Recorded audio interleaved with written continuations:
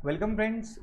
मैं फिर से वहीं से स्टार्ट कर रहा हूँ जहाँ पर हमने लास्ट वीडियो में डिस्कस किया था आपके साथ में डेलीगेशन से, क्योंकि डेलीगेशन और डिसेंट्रलाइजेशन दोनों एक दूसरे से जुड़े हुए हैं और अक्सर ये कंफ्यूजन बहुत ज़्यादा आती है कि डेलीगेशन और डिसेंट्रलाइजेशन में क्या फ़र्क होता है। तो इसलिए मैंने आपको एक बार जस्ट रिकॉल करा दूँ। डेलीगेशन का मतलब क्या था?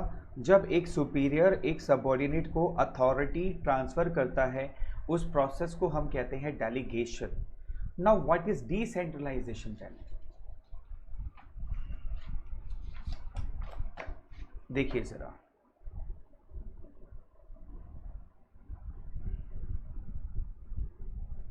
जब एक सुपीरियर ने अपने सबऑर्डिनेट को अथॉरिटी ट्रांसफर की,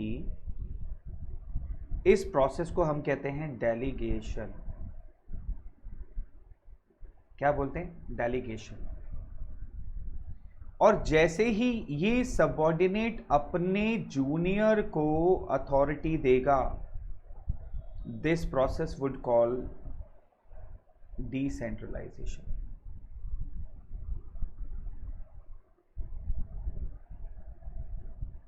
यानी कि फर्स्ट लेवल पर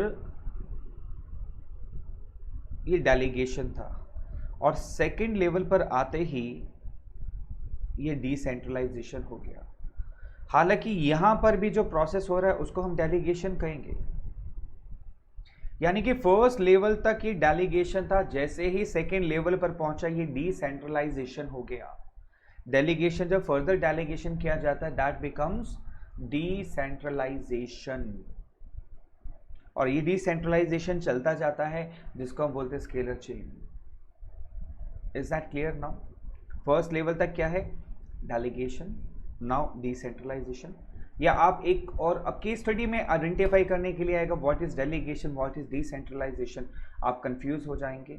तो उसके लिए बड़ी आसान से पहचान, अगर केस स्टडी में केवल दो लोगों की बात की जा रही है, एक सुपीरियर की और एक सबऑर्डिनेट की, और अथॉरिटी ट्रांसफर की, that would be the case of delegation.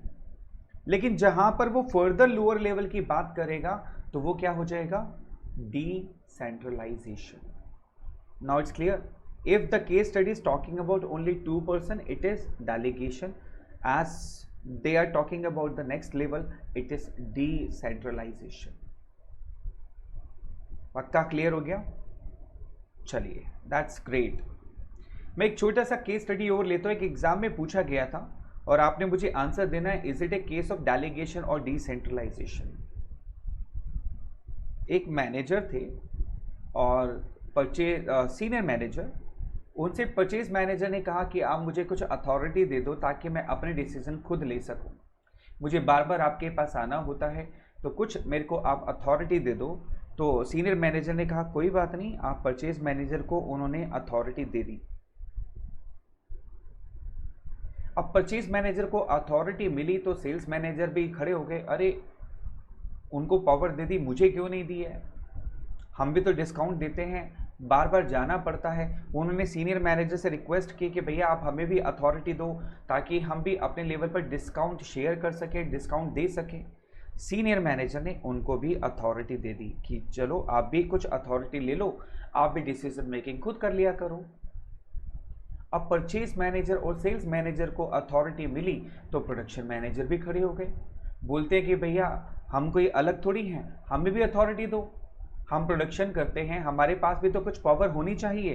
उन्होंने कहा चलो ठीक है, आपको भी पावर दे देते हैं, तो उनको भी दे दी। ये कौन से थे हमारे? ये थे हमारे सीनियर मैनेजर। ये कौन है हमारे? Purchase manager.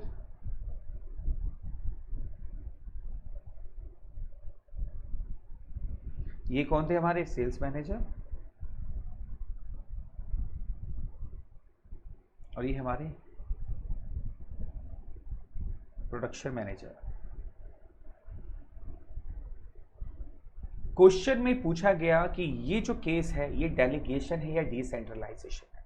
बहुत सोच समझ के बताइएगा, मैं आपको टाइम दे रहा हूं, दोबारा से सोच लेना।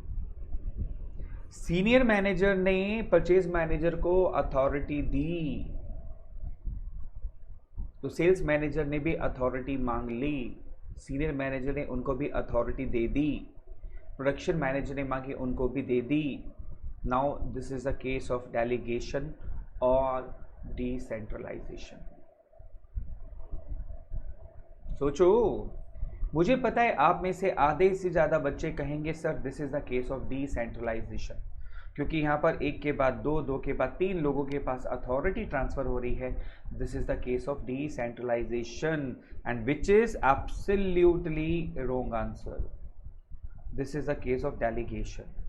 यहाँ भी दो लोगों के बीच में अथॉरिटी ट्रांसफ़र हो रही है, यहाँ भी दो लोगों के बीच में अथॉरिटी ट्रांसफ़र हो रही है, यहाँ भी दो लोगों के बीच में अथॉरिटी ट्रांसफ़र हो रही है, और केवल एक ही लेवल पर अथॉरिटी ट्रांसफ़र हो रही है, इसलिए इसको बोलते हैं डेलीगेशन। क्या बोलते हैं? डेलीगेशन। देखो, एक छोटा सा थंब रूल मैं आपको बता सकता हूँ जो शायद आपका केस स्टडी में हेल्प कर दे। जब भी काम करने की पावर दी जाती है,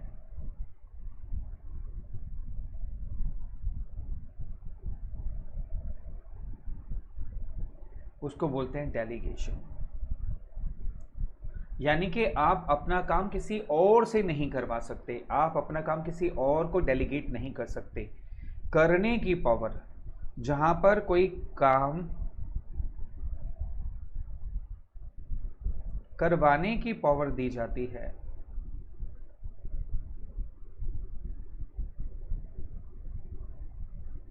उसको बोलते हैं डिसेंट्रलाइजेशन। क्योंकि काम करवाने की पावर का मतलब है आपको फर्दर डेलीगेशन नेक्स्ट लेवल पर करना होगा। तो काम करने की पावर दी गई तो डेलीगेशन, करवाने की पावर दी गई तो वो क्या हो गया? Decentralisation. Is that clear now?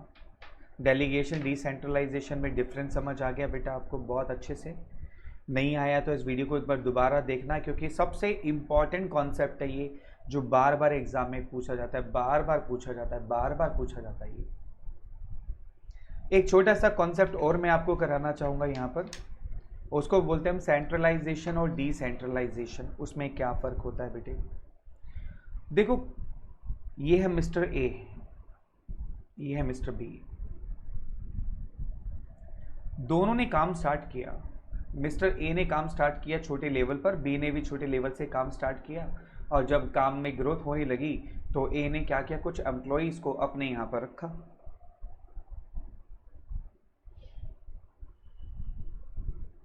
A1, A2, A3, A4।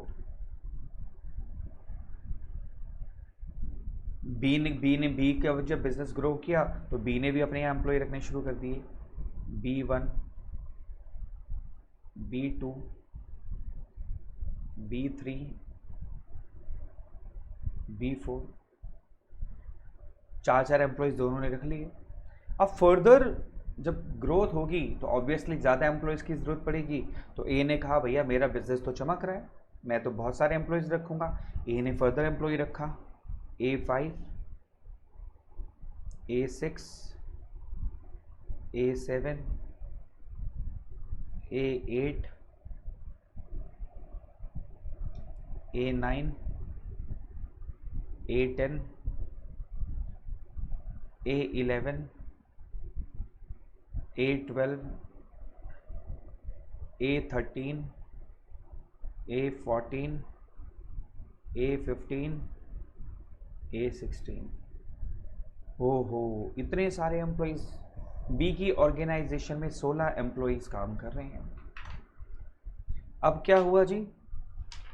B की ऑर्गेनाइजेशन में 16 एम्प्लॉयज़ आ गए काम करने के लिए, सॉरी ए की ऑर्गेनाइजेशन में। अब बी को भी ज़रूरत पड़ गई एम्प्लॉयज़ की, बी का भी ऑर्गेनाइजेशन ग्रो किया, तो बी ने क्या किया? B2 के नीचे एक एम्प्लॉय रखा, B21, B22, B23, 3 employees B2 के नीचे अपॉइंट कर दिए। और ज़रूरत पड़ी, B3 के नीचे अपॉइंट कर दिया, B31, B32, B33। फिर B1 के नीचे 3 एम्प्लॉय कर दिए, B11, B12 और B1 3, फिर B4 के नीचे भी B4 1, B4 2 और B4 3। अब जरा कायदे से देखो, एक ही ऑर्गेनाइजेशन में कितने लोग काम कर रहे हैं? 16। बी की ऑर्गेनाइजेशन में कितने काम कर रहे हैं? 3 3 6 3 9 3 12 13 14 15 16। यहाँ भी 16 लोग काम कर रहे हैं और यहाँ भी 16 लोग काम कर रहे हैं। आप मुझे बताएंगे आपके हिसाब से दोनों में समझदार कौन है, ए या बी? सोच समझ के बताइएगा, दोनों में समझदार कौन है, ए या बी? Of course B. बिल्कुल ठीक पहचाना आपने, क्योंकि यहां पर सारी डिसीजन मेकिंग ए के हाथ में है। लेकिन बी को देखो, सिर्फ 4 लोगों को टैकल करना है, B1 B2 B3 और B4 को बस। और हर पर्सन को आगे सिर्फ 3 लोगों को टैकल करना है बस। सबके पास में सिर्फ 3 या 4 लोग हैं टैकल करने के लिए, और ए के पास कितने लोग हैं? 16 लोग टैकल करने के लिए। इसको बोलते हैं हम सेंट्रलाइजेशन, यानी सेंट्रलाइजेशन या centralised organisation, and this is called decentralisation.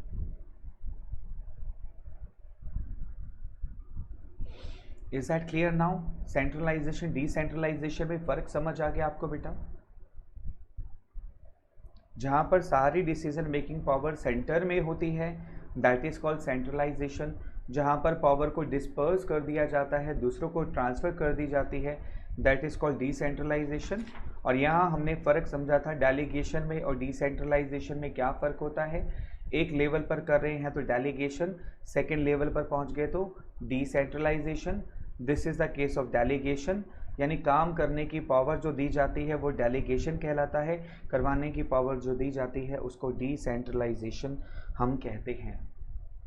Concept is clear now? चलो अब डेफिनेशन के साथ, थ्योरी के साथ इसको पढ़ते हैं। डिसेंट्रलाइजेशन का मतलब क्या होता है? Those organisations in which decision making authority lies with the top management are termed as centralised organisation. यानी जहां पर सारी अथॉरिटी टॉप लेवल के पास होती है उसको हम बोलते हैं सेंट्रलाइज्ड ऑर्गेनाइजेशन, जैसा कि ए के केस में था। whereas those in which such authority is shared with lower levels are decentralized organizations। जैसा कि बी की केस में था, बी ने अपनी अथॉरिटी को शेयर किया था, that is called decentralised organisation. An organization can never be completely centralized or decentralized as it grows in size and complexity। आप एक क्वेश्चन माइंड में आ रहा होगा कि कौन सी ऑर्गेनाइजेशन बेटर होती है, सेंट्रलाइज्ड के डिसेंट्रलाइज्ड? तो मैं आपको इसका आंसर दे दूं बेटा कि जब ऑर्गेनाइजेशन स्मॉल होती है, छोटी होती है, तो सेंट्रलाइजेशन बहुत बेटर होता है, क्योंकि एक आदमी 4 5 10 लोगों को कंट्रोल कर सकता है, उसमें आपको पावर ट्रांसफर करने की ज़रूरत नहीं होती है। लेकिन जैसे जैसे ऑर्गेनाइजेशन बड़ी होती जाती है उसको डिसेंट्रलाइज्ड आपको करना ही पड़ेगा। कोई भी ऑर्गेनाइजेशन कंप्लीटली सेंट्रलाइज्ड नहीं होती, क्योंकि किसी ना किसी को अथॉरिटी तो ट्रांसफर करनी ही पड़ेगी ना। आप 100% काम खुद नहीं कर सकते, किसी ना किसी को तो काम सौंपना ही पड़ेगा आपको। चाहे 4 लोगों को आप काम सौंपो, चाहे आप 2% डिसेंट्रलाइज करो, आपको करना पड़ेगा। और कभी भी ऑर्गेनाइजेशन 100% डिसेंट्रलाइज भी नहीं हो सकती है। 100% डिसेंट्रलाइज क्यों नहीं हो सकती है? अगर आपने सारी की सारी पावर अपने जूनियर्स को दे दी तो जो मेजर डिसीजन मेकिंग पावर है वो आपसे छिन जाएगी, यानी टॉप लेवल से छिन जाएगी। इसलिए कभी भी top level 100% authority down the line transfer नहीं करता, डिसेंट्रलाइज नहीं करता। बेशक वो सिर्फ 5% सेंट्रलाइज हो और 95% डिसेंट्रलाइज हो, ऐसा हो सकता है। So an organisation can never be completely centralised और decentralised as it grows in size and complexity. Every organization will be characterized by both centralization and decentralization, यानी कि जो ऑर्गेनाइजेशन है वो सेंट्रलाइज्ड भी कहलाएगी और डिसेंट्रलाइज्ड भी कहलाएगी। सिर्फ ये डिपेंड करेगा उसमें कितना डिग्री सेंट्रलाइजेशन है या कितना डिग्री डिसेंट्रलाइजेशन है। यही चार्ट मैंने आपसे बनवाया था अभी मिस्टर ए का, जो सेंट्रलाइज्ड ऑर्गेनाइजेशन है, और फिर हमने बी का चार्ट बनवाया था डिसेंट्रलाइज्ड ऑर्गेनाइजेशन। मैं आपसे रिक्वेस्ट करूंगा, आप एग्जाम में कभी भी कोई कॉन्सेप्ट आता है सेंट्रलाइज्ड ऑर्गेनाइजेशन का या डिसेंट्रलाइज्ड ऑर्गेनाइजेशन का, तो ये चार्ट ज़रूर बनाएं। उससे एग्जामिनर को बिल्कुल क्रिस्टल क्लियर हो जाएगा कि आपको कॉन्सेप्ट बहुत थॉरोली आता है और आप डीपली इसको आराम से कर सकते हैं।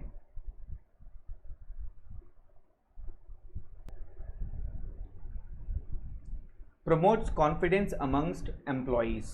देखो, जब डाउन द लाइन हम अपने एम्प्लॉयज़ को वो देते रहेंगे, पावर देते रहेंगे, तो डेफिनेटली उनका कॉन्फिडेंस बढ़ेगा। तो सबसे बड़ा फ़ायदा क्या है डिसेंट्रलाइज्ड ऑर्गेनाइजेशन का? इनिशिएटिव अमंग सबऑर्डिनेट्स, यानी कि जो सबऑर्डिनेट्स हैं उनमें इनिशिएटिव आता है, काम करने की जिज्ञासा उठती है, नए नए डिसीजन मेकिंग लेने की उनमें कॉन्फिडेंस आता है, उनमें पोटेंशियल आता है, टैलेंट डेवलप होता है। दूसरा फ़ायदा, it develops managerial talent for the future. देखो, जब हम अपने एम्प्लॉयज़ को डिसेंट्रलाइज करते हैं यानी इनको अथॉरिटी देते हैं, तो उनके सामने अलग अलग डिफरेंट सिचुएशंस आती है जिनको उनको खुद हैंडल करना पड़ता है। जब वो खुद नई नई सिचुएशन को हैंडल करते हैं तो कहीं ना कहीं उनमें डिसीजन मेकिंग पावर आती है, उनका टैलेंट निकलता है, जिससे उनमें डेवलपमेंट होता है। और यही टैलेंट जब डेवलप होता है तो हमारी फ्यूचर में काम आता है। फ्यूचर में यही मैनेजर हमारी सीनियर पोस्ट को टैकल करते हैं, उसको मैनेज करते हैं और ऑर्गेनाइजेशन ग्रो करती है। क्विक डिसीजन मेकिंग होती है। देखो, हर डिसेंट्रलाइज में क्या है, हर सबऑर्डिनेट का एक सुपीरियर बैठा हुआ है ना? हर सबऑर्डिनेट के ऊपर कौन बैठा हुआ है? एक सुपीरियर। तो डिसीजन आसान हो गया ना। कोई भी दिक्कत आएगी तो सीनियर से पूछ लिया, उसको दिक्कत आ रही वो अपने सीनियर से पूछेगा, उसको दिक्कत आ रही वो अपने सीनियर से पूछेगा। तो डिसीजन जो होता है nearest to the point of action होता है और उसमें हमें अप्रूवल की भी जरूरत नहीं पड़ती, क्योंकि हर जो सबऑर्डिनेट होता है वो अपने सीनियर से डायरेक्टली पूछ सकता है कि भैया मुझे प्रॉब्लम आ रही है, बताओ क्या करें। तो सबसे आसान काम क्या हो गया, नियरेस्ट पॉइंट ऑफ एक्शन पे डिसीजन लिया जाता है और डिसीजन मेकिंग क्या हो जाती है, fast. Relief to the top level management.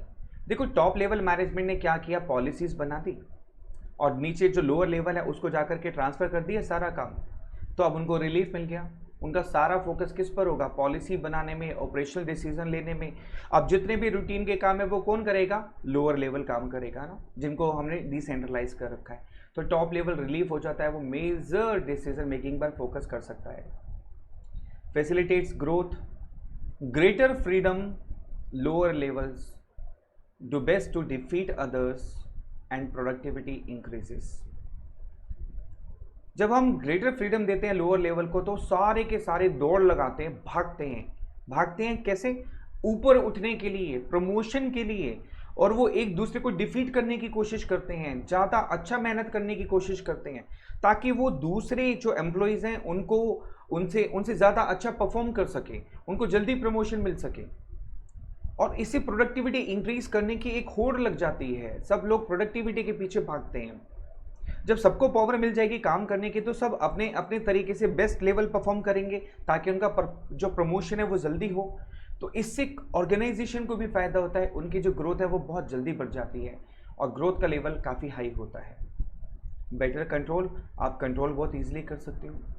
Feedback, analyse differences and improve operations. Decentralise organisation से फीडबैक लेना काफ़ी आसान है। जैसा कि मैंने शुरू में कहा कि हर सबऑर्डिनेट का एक सुपीरियर होता है, फिर वो जो सुपीरियर है वो भी किसी का सबऑर्डिनेट होता है। जैसे एक पर्सन फादर भी हो सकता है, बेटा भी हो सकता है, राइट। इसी तरीके से फीडबैक लेना काफ़ी आसान हो जाता है क्योंकि आपने हर एक पर्सन से पूछना है कि आपके नीचे जो लेवल है वो पर्सन कैसा काम कर रहा है। तो उस स्केलर चेन की वजह से जो फीडबैक है वो काफ़ी फास्ट आ जाता है और इम्प्रूवमेंट ऑपरेशंस में आती है। यानी कहीं पर भी कोई दिक्कत आ रही होगी तो वहाँ पर बहुत ही जल्दी रेमेडियल एक्शन लिया जा सकता है और इससे कंट्रोल बहुत बेटर और बेस्ट हो सकता है। आपने कभी डॉक्टर्स को देखा है? डॉक्टर्स क्या करते हैं, वो सारा काम डिसेंट्रलाइज कर देते हैं। कंपाउंडर को, नर्सिस को नहीं करते हैं, आते हैं अपना टेस्ट करते हैं, चेक करते हैं, अपना नाम लिखते हैं, नाम लिख करके मतलब दवाइयों का नाम लिखा, क्या क्या चेक करना लिखा और चले गए। उसके बाद कौन कर रहा है, कंपाउंडर, नर्सिस, ये फॉलो करते हैं इसको। डॉक्टर साहब फिट रहते हैं क्योंकि उनको फोकस किस पर करना है, सिर्फ मेन काम पर फोकस करना है। बाकी सारा काम कौन करता है, कंपाउंडर्स, नर्सेस, लोअर स्टाफ, है ना, जो मेंटेनेंस करने वाले होते हैं वो सब करते हैं। तो इम्पॉर्टेंस ऑफ डिसेंट्रलाइजेशन क्या है, डॉक्टर साहब, वो ये हमारे डॉक्टर साहब हैं, ध्यान से देखिएगा। कोई दवाई चाहिए हो तो ले सकते हैं आप इनसे, बड़े टैलेंटेड डॉक्टर हैं। सिर्फ चार गोलियां देते हैं बस, ज़्यादा नहीं देते। एक पेन किलर ताकि आपका दर्द दूर हो जाए, और इसके अलावा एक मल्टीविटामिन ताकि आपकी कोई विटामिन की कमी है तो वो पूरी हो जाए। इसके अलावा एक देते हैं एंटीबायोटिक, कोई भी इन्फेक्शन है वो ख़त्म हो जाए, और एक गोली देते हैं आपको एसिडिटी ना हो जाए, इन 3 गोलियों को खा करके। तो इसका मतलब सब बढ़िया। ये डॉक्टर इन्हीं की बात कर रहा हूँ, don't take it otherwise please. और कोई इसको अपने ऊपर मत लेना, ये मेन डॉक्टर्स के साथ की बात कर रहा हूँ जो 4 गोली देते हैं और सब ठीक हो जाते हैं। Doctor C fit, doctor compounder fit. D से, हाँ जी, डिसीजन मेकिंग फास्टर हो जाती है। आर से relief to top level management. क्या है, आराम से, ये मेरा भी मन कर रहा है, थक गया आज रिकॉर्डिंग करके, मेरा भी मन कर रहा है बस ऐसे रिलीफ कर लूँ, आराम से रिलैक्स बैठूँ। आहा, खैर अभी तो मुझे खुद ही काम करना है, मैं कर ही लेता हूँ। Decision making faster, relief to top management. C से कंट्रोल बेटर होता है, always, ABC, always better control, क्या बात है। एफ से फैसिलिटेट्स ग्रोथ, ये देखो ग्राफ ऊपर जा रहा है ना, तो ग्रोथ पक्का है। आई से इनिशिएटिव अमंग सबॉर्डिनेट्स, यानी कि जो सबॉर्डिनेट्स होते हैं वो अपना इनिशिएटिव लेते हैं, काम करने के लिए आगे बढ़ते हैं। और टी से टैलेंट निखर के वापस आता है, स्किल्स डेवलप होता है डिसेंट्रलाइजेशन से। I hope now it's very clear what is delegation and what is decentralisation. जाते जाते मैं एक बात इंपॉर्टेंट बोलूँगा, हर बार इसके ऊपर क्वेश्चन पूछा जाता है बोर्ड एग्जाम में, इस क्वेश्चन के आने की प्रोबेबिलिटी 99% है। मैं आपको बता रहा हूँ 99% प्रोबेबिलिटी है इस कॉन्सेप्ट से क्वेश्चन आने की, डेलीगेशन और डिसेंट्रलाइजेशन से। तो डेफिनेटली बहुत अच्छे से इसको करना। Doctor C fit, MD CEO delegation, और यहाँ पर है doctor C fit, doctor compounder fit. DR doctor, compounder का C, और फिट रहते हैं जब वो डिसेंट्रलाइज कर देते हैं। ठीक है, अच्छे से इसको कर लेना, लिख लेना। फिर वही बात, एक बार लिखना 10 बार सुनने के बराबर है, तो प्लीज़ इसको नोट ज़रूर कर लेना और अच्छे से रिवाइज करते रहना। MD CEO and doctor C fit, always remain fit.